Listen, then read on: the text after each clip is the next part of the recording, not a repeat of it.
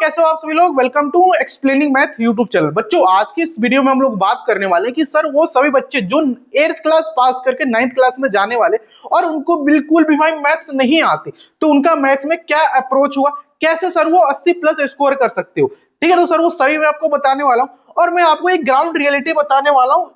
4 part में मैंने इस वीडियो को डिवाइड किया। पार्ट 1 में जो होगा सर मैं आपको ग्राउंड रियलिटी बताऊंगा, भाई ग्राउंड रियलिटी होती क्या, जो बच्चे 8वीं पास करके 9वीं में जाते हैं। ठीक है, तो आज की इस वीडियो में मैं सारा डिस्कशन करने वाला हूं और आपको लाइव प्रूफ दिखाऊंगा कि कैसे एक बच्चे ने, जिसको मैथ बिल्कुल भी नहीं आता था, उसने 80 प्लस स्कोर किया अपने क्लास 9th के एग्जामिनेशन में। वो बच्चा कौन था, सभी चीज आपको जानने के लिए मिलेगा। तो hi guys, my name is Ravi Kishan, welcome to explaining math YouTube channel. तो बच्चों देखो ग्राउंड रियलिटी क्या है, तो वीडियो का टॉपिक आपको पता चल गया। क्लास 9th मैथ्स में 80 प्लस कैसे स्कोर करें, सच बिना फिल्टर के। हम आपको बिल्कुल सच बताएंगे और बिना किसी फिल्टर के, बिना किसी इसमें लोग बकवासबाजी करते हुए आपको सत्य बताएंगे। तो देखो भाई ग्राउंड रियलिटी क्या होती है। मोस्ट ऑफ दी बच्चे, भाई साहब अगर मैं सरकारी स्कूल की बात करूं तो देखो यार, सरकारी स्कूल वाले बच्चे भी हमारे वीडियो को देखते हैं। तो देखो अगर मैं सरकारी स्कूल वाले बच्चों की बात करूं तो उसमें से अगर मैं 100 बच्चे लेता हूं तो 100 बच्चों में से कम 80% ऐसे बच्चे होते हैं जिनको मैथ्स का एम भी नहीं पता। मैथ्स उनको पता नहीं होती क्या है, बस उनको मैथ्स में सर जोड़ घटा गुणा भाग इतना पता होता है, बस इतना ही होता है, बाकी उनको मैथ्स में कुछ नहीं पता होता। ये ग्राउंड रियलिटी है।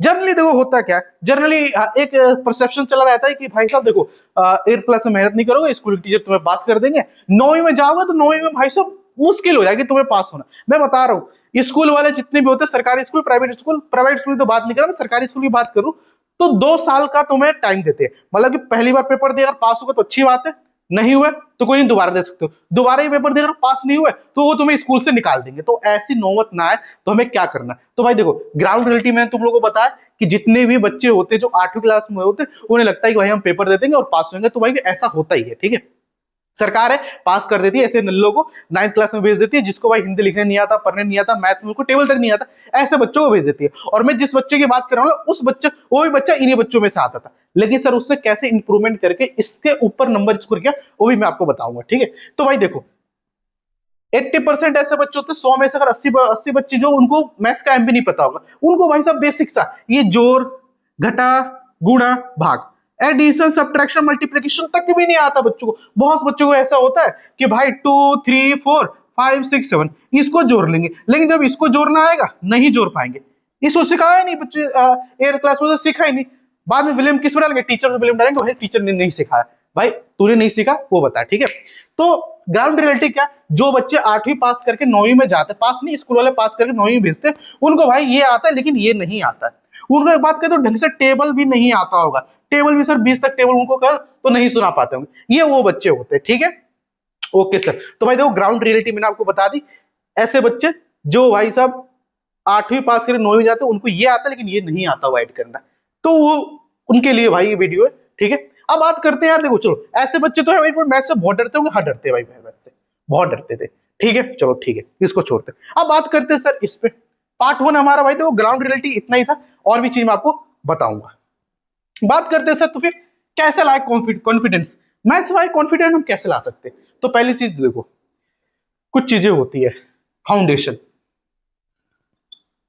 अगर जिस बच्चे का फाउंडेशन स्ट्रांग हो गया मैथ्स में ऑटोमेटिक कॉन्फिडेंस आ जाएगा। मतलब सर फाउंडेशन में क्या, भाई सिंपल सी फाउंडेशन होती है, कोई भी चीज तो देखेगा ना, जैसे कि हिंदी, अगर तेरे को हिंदी लिखने सीखनी है ना तो भाई तेरे को सिंपल सी 12 खरी कहा ये आना चाहिए, तो तू मात्रा जोड़ जोड़ के हिंदी लिखना सीख जाएगा। सिंपल सा मैथ का भी रूल होता है भाई, मैथ्स में ऐसा थोड़ा है कि सीधा बच्चा ऐसे पैदा हुआ ले बेटा तेरे को आईआईटी की मैथ पढ़ा, नहीं ऐसा नहीं होता, उसमें भी फाउंडेशन होती है। फाउंडेशन क्या होती है, फाउंडेशन भाई आपको पहले एडिशन सब्ट्रैक्शन डिवीजन मल्टीप्लिकेशन, ये 4 चीजें तो सर कॉमन है, आपको आनी ही चाहिए। इसके अलावा हाँ इसके अलावा भी होता है सर, एक रूल होता है जिसे हम लोग कहते हैं बोर्ड मास। अगर बच्चे ने ये सीख लिया तो उसका नेक्स्ट स्टेप होता है भाई बोर्ड मास, तेरे को बोर्ड मास आना ही चाहिए। ठीक है, ओके सर। फिर सर और क्या होता है सर, और उसको भाई ये होता है 0.2 0.5 इसको ऐड करना, फिर 0.2 0.3 इसको डिवाइड करना, ये आना चाहिए। और भाई मैं जिस बच्चे की बात कर रहा हूँ ना, वो बच्चा जब 9th क्लास में आया था ना तो उसको ये भी करने नहीं आता था, ये करने। अब भाई साहब जिस बच्चे को 9th क्लास में आ गया ये करने नहीं आता, बच्चा क्या करेगा बताओ मैथ्स में, लेकिन फिर भी उसने इंप्रूवमेंट करके इतना प्लस स्कोर, पहले ये चीज कंटिन्यू अपना स्ट्रॉन्ग किया, जोड़ घटा गुना भाग ये, और एक इसमें सर एक बहुत ज्यादा इंपॉर्टेंट टॉपिक होता है, उसे आप लोगों ने मिस मत करना है भाई, वो होता है परसेंट निकालना। आपको परसेंट निकालना आना चाहिए। जो बच्चे भाई सब मैथ में स्ट्रांग होना चाहते हैं भाई, उनको ये परसेंटेज निकालना आना चाहिए। तो भाई ये चीजें जो कि मैंने आपको बताया, ठीक है। इसके अलावा भाई उस बच्चे को कॉन्फिडेंट क्यों आया, तो क्योंकि भाई उसने ये सब सीख लिया, उसने ये भी सीख लिया था भाई। तुम लोगों को ये नहीं आता है, मैं बताता हूँ, ये फ्रैक्शंस वाले एडिशन तुमको नहीं आता है। फिर अगर ऐसा कोई दे देगा तो तुम लोग ये नहीं कर पाओगे, फिर कोई ऐसा दे देगा तो तुम लोग ये नहीं कर पाओगे। तो ये सभी फाउंडेशन होता है, ये हम लोग स्ट्रॉन्ग कर देते हैं बच्चों का, ठीक है। तो ये सब अपना फाउंडेशन होता है। देखो भाई पर्सनली बात करूं तो मुझे 3 साल हो गया, ये मेरा तीसरा साल चल रहा है पढ़ाने का ऑफलाइन में बच्चों का, और पिछले 1 साल से मैं यूट्यूब पे पढ़ा रहा हूँ, ये मेरा दूसरा साल है। तो मैंने ऑफलाइन में बच्चों को ये तो ऑब्जर्व कर लिया कि भाई ये नहीं आता, उनका ये कमजोर होता है, बहुत कमजोर होता है। तो भाई जब भी मैं अपना नया सेशन स्टार्ट करता हूँ तो भाई मैं बच्चों को ना ये फाउंडेशन कोर्स जरूर कराता हूँ, क्योंकि ये बहुत ज्यादा इंपॉर्टेंट होता है, ठीक है। फिर दूसरी चीज आती है सर क्या, भाई दूसरी चीज तो मैंने आपको ये बता दी, उसने ये सब स्ट्रॉन्ग कर लिया। फिर सर उसने क्या किया, उसने अपने टीचर को फॉलो किया। जो भी वो ऑफलाइन में कोचिंग में पढ़ता था तो उसने अपने टीचर को फॉलो किया, यूट्यूब वाले नहीं, ऑफलाइन वाले सर को उसने फॉलो किया। अब उसमें ऑफलाइन वाले सर क्या पढ़ा देते भाई साहब, देखो ऑफलाइन वाले सर ने मैथ का पहला चैप्टर खोला। देखो ऑफलाइन में क्या होता है, जो मोस्ट ऑफ द कोचिंग्स में ऑफलाइन में ये होता है, भाई साहब तुम आए, एडमिशन हो गया, पैसा उसे जमा कर दिया, एडवांस फीस जमा कर दिया, वो तुम्हें मैथ्स का पहला चैप्टर शुरू कर देंगे। वो ये नहीं देखेंगे भाई तुम्हें जोड़ घटा गुणा भागाता ही नहीं आता, वो तेरे को सिखाना शुरू कर देंगे, अपने लेवल पे नहीं सिखाएंगे, ठीक है। तो हम भी, वो भी बच्चा जो था ना उसी टाइप का बच्चा था। लेकिन एक होती है भीड़, भाई साहब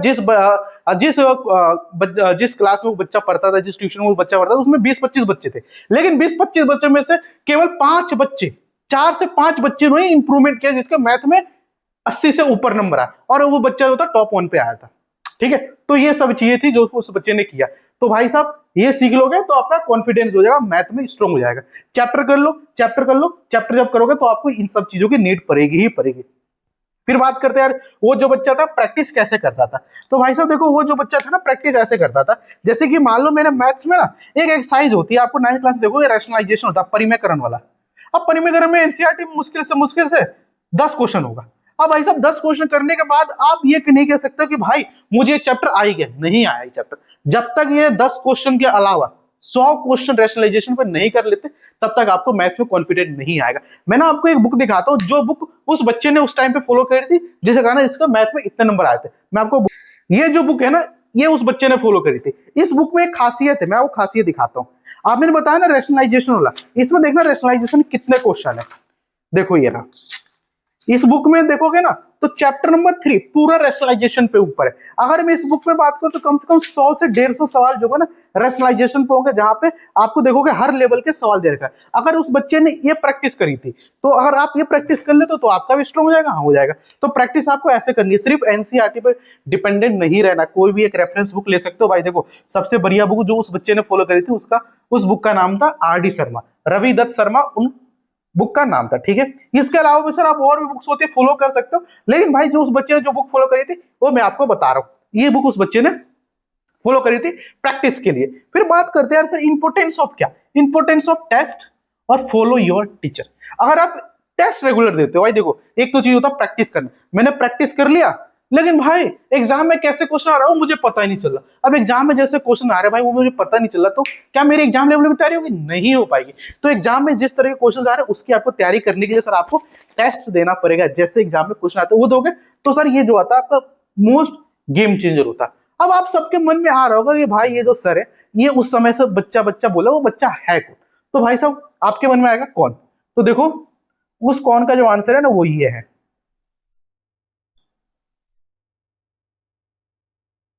कौन? रवि। मतलब कि सर रवि यानी कि आप, हाँ वो ये था। देखो यार जब मैंने 9th क्लास में एडमिशन लिया था ट्यूशन में, जब मैं 9th क्लास में पहुंच गया ट्यूशन में जब एडमिशन लिया था, तो यार जो मेरे मैथ्स के टीचर थे उन्होंने ये सवाल दिया। अब यार जनरली मैं उस समय बहुत छोटा था, तो इस तरह के सवाल मैं बोला नहीं आता, कर ही नहीं पा रहा था। तो उन्होंने बताया ऐसे किया वैसे किया, ठीक है। तो मैंने थोड़ा बहुत सीखा। तो मैंने सर को प्रश्न बोला कि सर देखो मुझे ना जोड़ घटा गुणा भाग प्रतिशत बोर्डमास ये मुझे कुछ नहीं आता, आप मुझे ये सिखा दो। तो उन्होंने सिखाया भाई।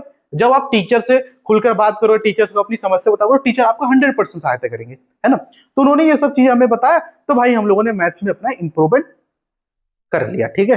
तो वो जो बच्चा था उसने ये सभी चीजें फॉलो करी थी और मेरे 9th क्लास में जो मैथ से थे उसमें आए थे 83 नंबर। अब भाई सब जो बच्चे होंगे सर कहेंगे कि भाई तेरे 83 नंबर आए थे, हम तुझसे क्यों गाइडेंस लेंगे, हम उस टीचर से गाइडेंस लेंगे जो टीचर 95 80 100 नंबर इसको तो उससे हम गाइडेंस लेंगे। तो भाई मैं कह सकता हूँ भाई हाँ ठीक है तेरी मर्जी भाई, तुझे जो अच्छा लगता है उससे तू गाइडेंस ले, मेरा काम था बताना, मैंने बता दिया। अगर तुम्हें सुनने में अच्छा लगा और लगा कि हाँ भाई हम इंप्रूवमेंट कर सकते तो यू आर चॉइस, आप कर सकते हो, देख सकते हो, है ना।